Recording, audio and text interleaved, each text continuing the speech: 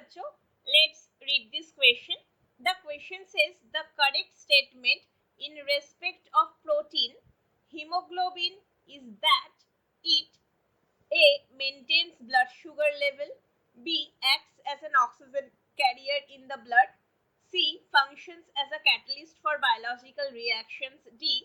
forms antibodies and offers resistance to disease. इस question को solve करने के लिए हमारे पास जो की कॉन्सेप्ट प्रेजेंट होना जरूरी है वो है to know about the haemoglobin.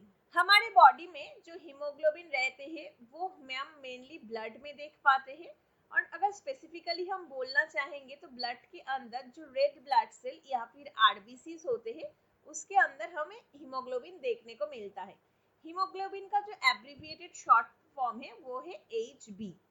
अभी हीमोग्लोबिन के स्ट्रक्चर में हमें क्या देखने को मिलेगा, एक आयरन देखने को मिलेगा और उसके साथ साथ कुछ ग्लोबिन चेन्स भी देखने को मिलेगा। मेनली ये जो ग्लोबिन है ये हीमोग्लोबिन का एक प्रोटीन पार्ट है। इस क्वेश्चन के लिए हमें हीमोग्लोबिन का प्रोटीन पार्ट का ही जो फंक्शन है उसके बारे में पूछा गया है।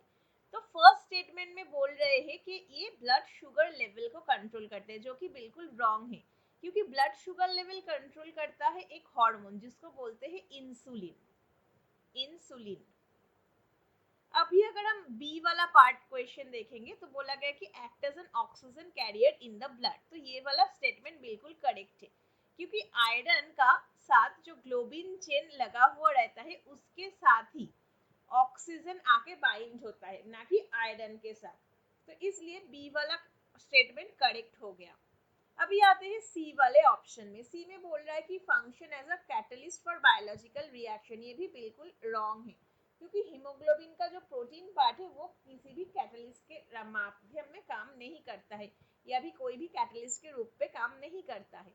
और डी में बोला गया है कि forms antibodies and offers resistance to the disease, ये भी बिल्कुल रॉन्ग है, क्योंकि हमारे बॉडी में जो WBCs प्रेजेंट होते हैं वही मेनली डिफेंस में काम आते हैं, यानी कि वही एंटीबॉडीज जनरेट करते हैं। So the final answer is option B. Hope you understood it well. Best of luck.